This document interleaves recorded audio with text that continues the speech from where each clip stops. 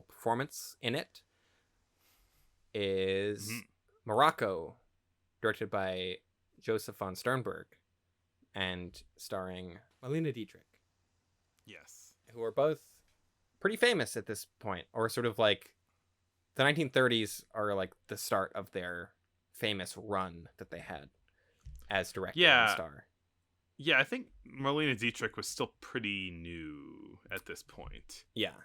They had Uh, done one film for UFA in Germany called The Blue Angel, which was their first collaboration, which I also watched, but you didn't.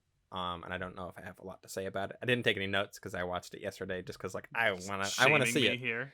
No, and it's like that was just me watching too many things. Well, it also stars Gary Cooper. Yeah, young Another Gary Cooper, famous actor who was in Wings, but he's like one of the leads in this. Yeah, and went on to make a lot of really big stuff. Got some Best Actor wins and all that. But yeah, this is a movie that is kind of just concerning a lot of. It's a love triangle, of course, because everything is classic old movie plot. I cannot get over the fact how every single movie is a love triangle. Yeah. It has a lot more maybe kind of silent longing than a lot of other movies of its ilk. A lot of like people just missing each other in terms of like being on board with the same stuff at the same time, and then kind of things just getting awkward. It's a better written love triangle than I think we're used to seeing. Right. And that I almost feel like there's less of a clear like good choice, bad choice in terms of like the love triangle. You know, right. it's like there's Marlene Dietrich is a cabaret singer in Morocco, and there are two men that she has a relationship with. One of whom is Gary Cooper, who is a soldier in the French Foreign Legion. He's got big Rick O'Connell from The Mummy vibes, which like I wouldn't be surprised if this movie is like where that element of that character comes from. And he's the sort of like rough and tumble, more kind of traditionally masculine, physical presence sort of character. And then there is what's the other guy's name? La Bessière, who is a much more of a sort of like wealthy, tuxedo wearing, fancy pants sort of man with his waxed mustache and his nice cocktails and glamorous lifestyle. He's played by Adolphe Menjou, who was in The Woman of Paris. Yeah. Well, the movie doesn't necessarily judge either of those characters as like one isn't a sort of clear hero or villain. It's sort of like, yeah, Marlene Dietrich's character is sort of like split between these two dudes, but I feel like in a lot of these love triangle movies, there's like one of these guys is clearly a huge asshole, and one of them is a saintly cowboy who like rescues children from the well, you know? Yeah.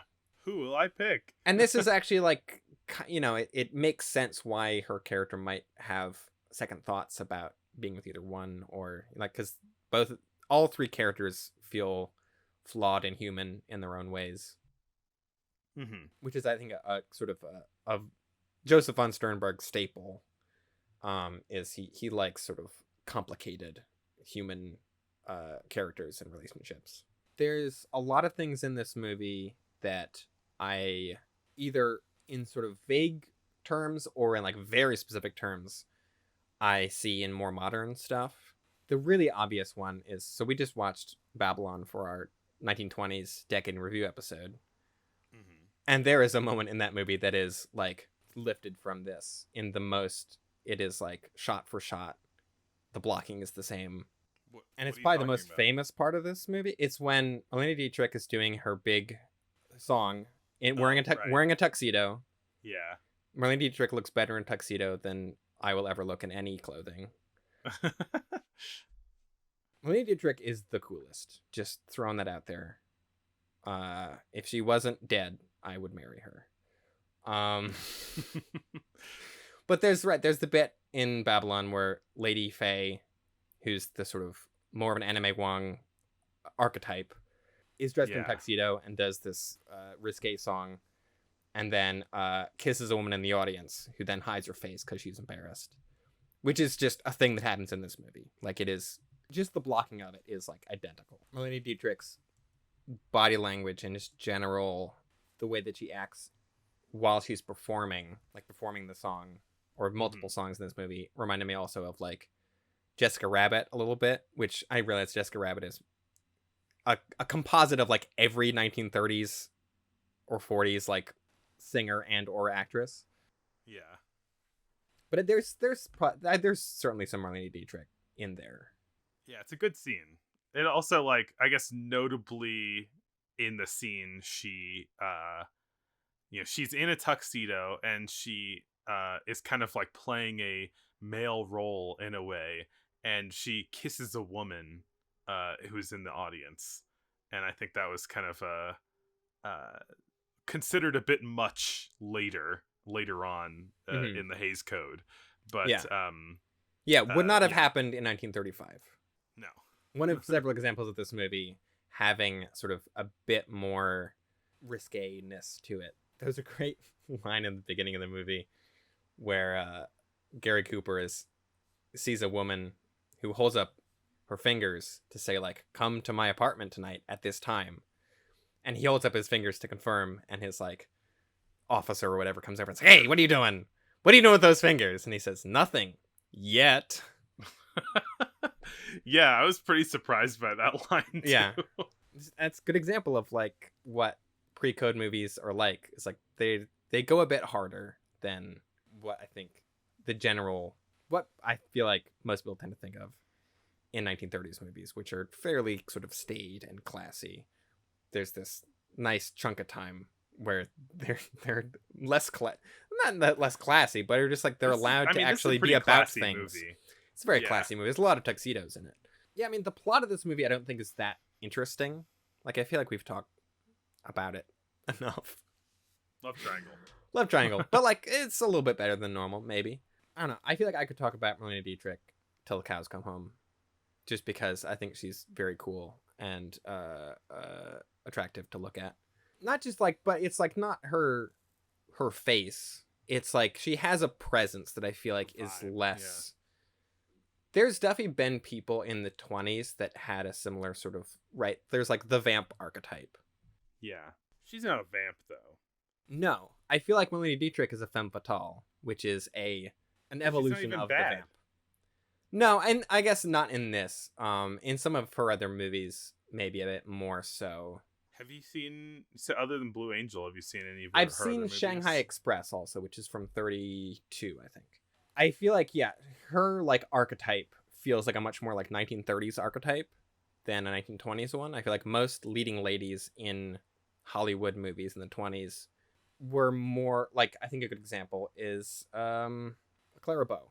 Like, Clara Bow, even when she's being, like, overtly sexual, is sort of she's like cute and bubbly, and she's like, oh, hey, he I don't know. Yeah. There's a bit of, it's all this, like, Mary Pickford, like kiddiness to there's like a little bit of infantilization. There's like a little bit of just like innocence to it of like, whereas I feel like Marlene Dietrich is showing up and it's like, I'm not innocent, I know what's up, get out of my way. Like, yeah, that's not necessarily a new thing in terms of there's been characters like that in 1910s movies that we watched, but much like the transition from 1910s 1920s, like we talked about how there was like a clear shift, like a noticeable shift in the quality of movies and just like what types of movies were being made. I think there's less of that from the 20s to the 30s, between 29 and 30, but I still am noticing, I'm picking up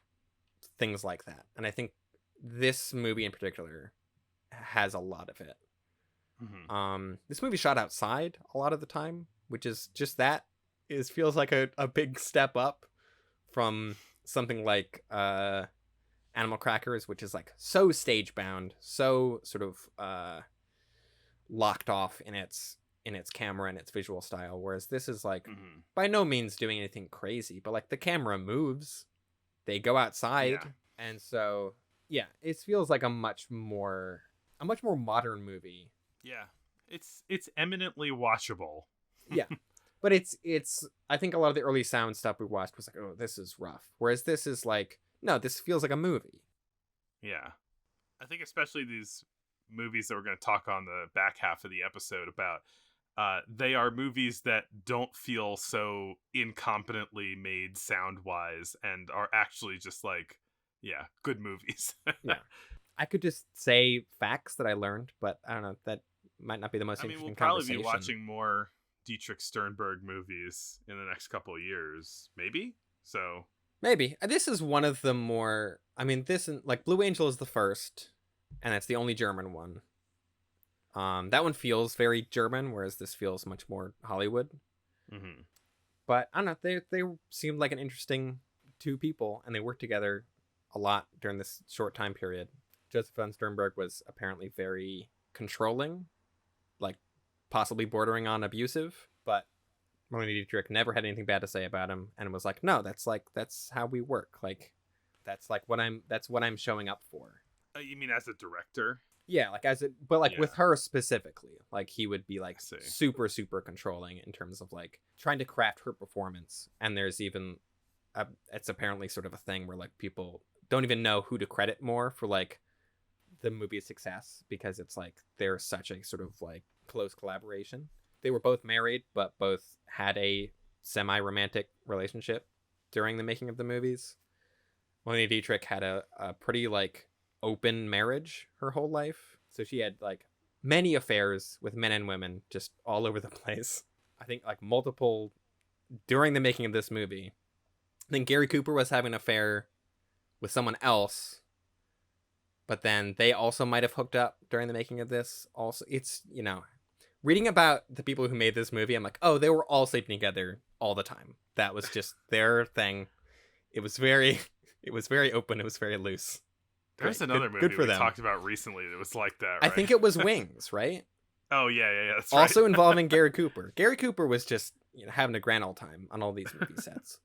I like the end of this movie. It's just like good filmmaking, right? This movie ends with Amy Jolly. Amy Jolly. So Amy Jolly, all her hemming and hawing, eventually, Gary Cooper's going off into the desert to fight with the Legion, and he's disappearing over the horizon, and she finally decides to run after him into the desert. And as she's running, she takes off her heels and like leaves them behind in the sand, which is just, it's very obvious, but it's a nice little kind of visual metaphor for like, oh, she's living behind her old fancy rich person life Mm-hmm. with the fancy rich man to go live in the desert with a soldier who might die at any point. And it's like the last shot is like her disappearing over the horizon, and then the Paramount logo fades up over the sound of just like the howling wind, Mm-hmm. which is like, I don't know, another nice use of like sound design. It's not doing anything that crazy with it, but it's like using sound in a way that isn't just, here is a thing happening, what sound would it make? Right.